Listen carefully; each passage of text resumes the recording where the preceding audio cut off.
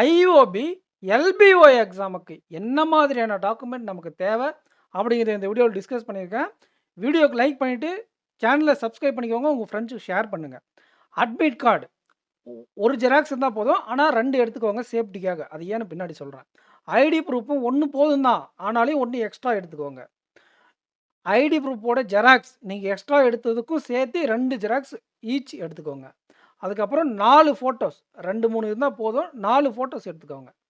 ஏன் இந்த மாதிரி எக்ஸ்ட்ரா அப்படிங்கிறதுக்கு முன்னாடி எக்ஸாம் ரேலிலும் அஃபர்ஸ்ட் லெவலில் உங்களுக்கு பேக்கேஜ் வேணால் AK10 அப்படிங்கிற கோடை யூஸ் பண்ணிக்கோங்க. ஏன் எக்ஸ்ட்ரா அப்படின்னு பார்த்தா, இந்த ஐடி ப்ரூஃப் நிறைய இடத்துல சம்பவங்களே கிரியேட் பண்ணும். என்ன பண்ணும் அப்படின்னா, அங்கே வர்றவங்களுக்கு அது தெரியாது. நம்ம இப்போ வெளி ஸ்டேட்டில் கேரளாவில், ஆந்திராவிலலாம் போடுறாங்கன்னு வச்சுக்கோங்களேன். அங்கே அவங்களுக்கு அந்த பாஷை தெரியாததுனால, நம்ம அவங்ககிட்ட சொல்லி புரிய வைக்க முடிய மாட்டேங்குது. இந்த வெரிஃபிகேஷன் பண்ணுறவங்களுக்கு ஒரு சில பேருக்கு ஒன்றுமே தெரியாது. வாட்ச்மேன்லாம் உள்ளே விட்ருவாங்க. அவங்க எக்ஸாக்ட்டா அருண்குமார் எம் அப்படின்னா, அங்கேயும் அருண்குமார் எம்ன்னு என்ன பார்க்குறாங்க. ஓட்டர் கார்டில் வெறும் அருண்குமார் தான் இருக்கும். இதே ஆதார் கார்டில் அருண்குமார் மாரியப்பன்னு இருக்கும். நான் அருண்குமார் எம்ன்னு அதை மாற்றியாச்சு எப்போவே. அப்போ ஆதார் கார்டில் என் ஃபேஸ் ஓல்டாக இருக்குது அப்படின்றாங்க.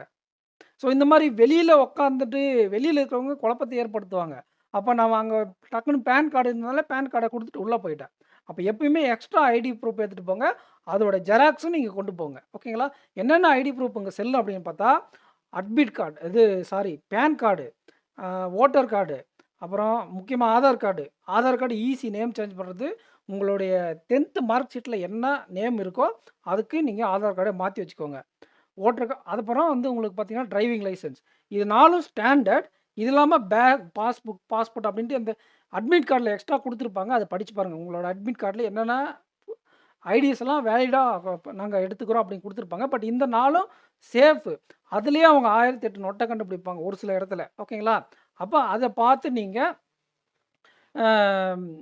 மாற்றிக்கிறதுக்கு தகுந்த மாதிரி எக்ஸ்ட்ரா ஐடிஸை கொண்டு போயிடுங்க. அதே மாதிரி நீங்கள் எக்ஸ்ட்ரா எடுத்துகிட்டு போகிற ஐடிக்கும் எக்ஸ்ட்ரா ஜெராக்ஸும் கொண்டு போயிருங்க. ஒரு செட் வேணாம், 2 செட்டு எல்லாத்துக்கும் எடுத்துகிட்டு போயிருங்க. அட்மிட் கார்டு ஏன் எக்ஸ்ட்ரா அப்படின்னு பார்த்தா, ஒரு டைம் நான் என்ன பண்ணிட்டேன், ஃபோட்டோ மேலே ஒட்டிட்டேன் பதட்டத்தில் லேட்டாக போனேன்ட்டு. ரொம்ப நான் பிகினராக இருக்கும்போது. அப்போ எக்ஸ்ட்ரா என்கிட்ட எப்பயுமே 2, 3 அட்மிட் கார்டு போட்டு போவேன்.